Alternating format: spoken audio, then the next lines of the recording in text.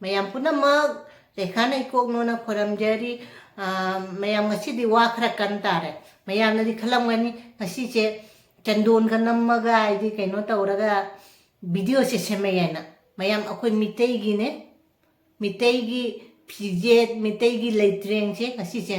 phajaba se akoi gi jekna bakhra da chahange te ai se kamaina phajai kamaina lemi kamaina minungsi khangi Migi katang awaba ubada ako isada chagadaba chalukto aduga pija thokwa minungsi jawbodo adu akhoi gi phajaba se ubada kharam adi akhoi jengna ba kharam jamchai ba jamchai ache aina ngasi video semai se jamna ne maigi wahi de tukachaba Ako nupimda asing mawahi watase kay no tawbase moi di lai sina body shema ba moi se body shema matungda moi se mathawai se hamni ngai leitana ne lai sina ne ko thi de jungle upai kay no tawba chingda gungdo umang dugai form ai di phatta ba jaga punam da thiru phangdra bane phangde du bane saaju ko chada ba mane adugi mathawai do moi da hapakpane ba minungsi jawdaba noi nangbu pokpa namadu sunupi ni nangi sun na chanupi leramgani na che leramgani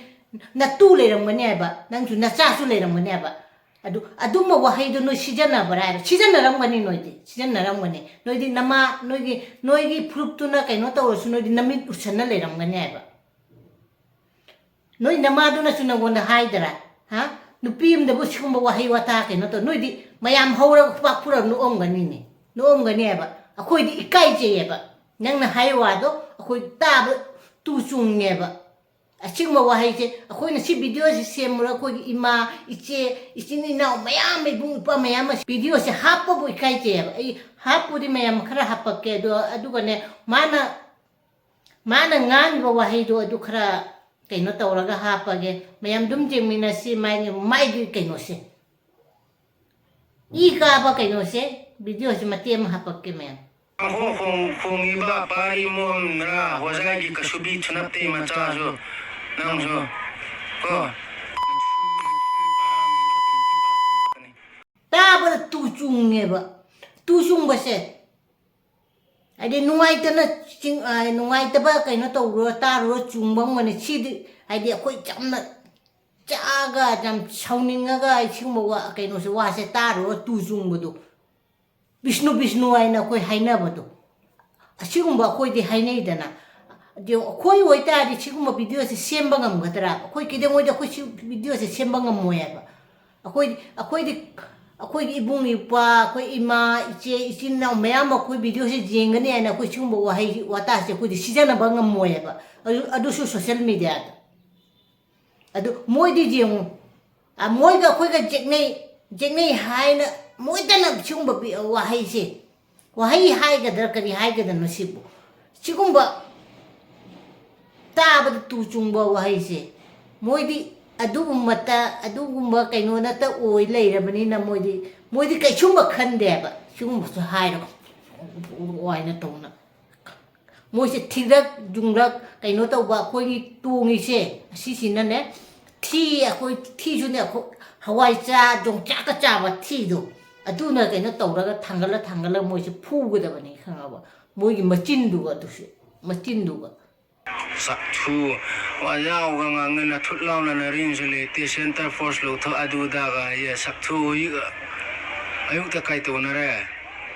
akoi alu akoi kaino ga sit na ba singji dai tra aduna kar dai mo si takhai ga bane ba adugumba mioi ne ba mo si mi gi body da sasu juko chada bai di tirak mulak jungdak ta kaino leina kaino tawbodo adugumba sagi mathawai da palakba minungsi jawda ba akoi gi mara leja da ba kasumba chahi pha di ba angang ba moina hatpa ngamaga singumba lo kaino ngang ba sidi moi gi di adu gani khamo kuki kum thare chelo hai ba part 2 du yorak ke do re ba ngasi hapta menung sida ko chung masih di kaichum khande moi di apa maru ne khal le ba moi du gi kai no da ta lei ra bani na ne moi na aduna ne adu ta dum ngangning nai di moi dum phammi na su moi dum lei mi na su adu ma maron du ta ngang ba ne ba aduna ai social media du su moi kaichum khandre ba asidi karmaina kai no tawni mem ai pajana ne kai no de khoi ne kai no do khoi tung cha ka kai no hoi cha ka cha ra ga na pajana kai no taw thara ga me phaida ra ga ne du maru da lup ga ne machin du ga ne lup ga du mai taw na phu ga da ne amu han du ma siu mu wa hi se khoi mi te ni pi da season na ga da ra na adu moi ngamaga nipa taw ngamdraga nupi jenga ka nupi jiri bamda nupi pangan chon ga nupi singdo pura lamon khumi mi haise kem tam thina moi na halido adu moi nupi siga kaino tawraga ai di kaino tawna be na moi kaino tawri me ba adu moi sidi aina haidi jongchak ban thawa de na jongchak khwa cha ra ga du gai phaida ra du ko ni namma sachiba tam china sachiba ka thok male ni ko adrom de ho ga le ho dream ni moi sem sa ba lo rem ni khoi su sem sa ba lo mai machin chi ga ne mai maning je paning de ni ko chin da kana pakadrai na paning de moi fruit chi maming je paning de ko chin da kana pakadrai na asigumba asimaina social media da wahai wata tawna tawrai sidi mathang da kaino tawra ni ne mayam changna singjit na chit la machin che kaino tawga da bane nipa da dingam da ga ne nupi da kaino tawrai ba akhoi pari imom na mayam na ai mateng pangang na kaino tawna manipur da akhoi mitei kaino taw khunga ko ibung ni pa mayam da chat ko na kaino tawba si chamna chatcha ba do cham chak ba do aduna ne chakman na ne ma si kaino tawra pari mongi video chema ko machin kaino taw no wa taw na ne wa sai haining de rep ai wa se ai ki video si de ko isini na mayam na su jing du mi na chumo wai de ko di si jana ning de ba social media da moi ga ko ga di pandam na ba kai shum bok ja ro ya ba moi di mapha punang ta le ra ma su moi ma se tonga na le ba ne ko mi te ga moi ga si di chuman mana da ba ne ba adu jamna kaino tawre mana wahi wata chungba wahi wata se khoi mitei nupi da chmaina season narak padu haidi mitei nipa ata kaino tawba ngamdraga mitei nupi da kaino tawba idu asigumba kaino tawda jamna kaino tawni ni ko asigumba video se chungba se jenguraga chungba khoi mitei nupi khoi kaino tawba da chungba wahi wata hairak pase adu ai video su mo su jengamba jai mo ha kaino tawpa jai adu kasum kaide khoi mitei di prithibi da khoi mitei mu phajaba akhoi gi phije ta gi akhoi leitreng da gi akhoi gi minungsi khangba da gi punamak se khoi mina minungsi khangu bo moi bu le helu bo da gi akhoi da akhoi tei khoi gi minai oina leiramba do mina akhoi uji moi se minai oi bu su ohin ba ja da re Minai da su ohin ba jate mo se mapu da chikke da ore ba mapu da chi e ba adu chik ta de ko mapu na tan thok ta ba machin du thugai ta ba adu video se mai video se du mate du mai hapa ke mem jemina se jamna di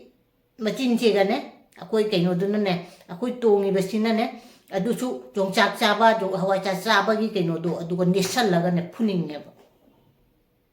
asigumba kaino se wahi wata pi season na ba se angal masala phau sa khroba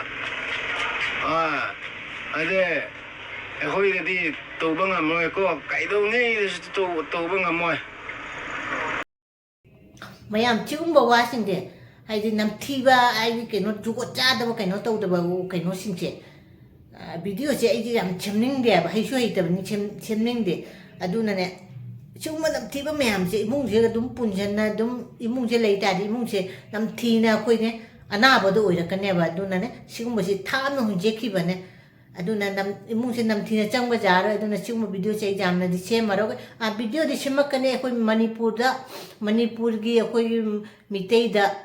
jugo chado video de mina semak tara de adu gi video de semakane adu ane video se dum ai ne ai hana gi dum daily vlog ai mubang ai video mayam leire haptana leire manipur ichino a ji da thokiba tamthina hapkiba mayam gi video se jengora ga video se hamning daba adung su jam nungai taba aduna video se hapak taba ne video mayam pending leire video mathang dum video se dum hapake ai dum daily vlog ka mubang oina mayam maro ba jade masidi siga dum thammage mathang mubang khangde vlog khangde dum mathang video da dum unarase.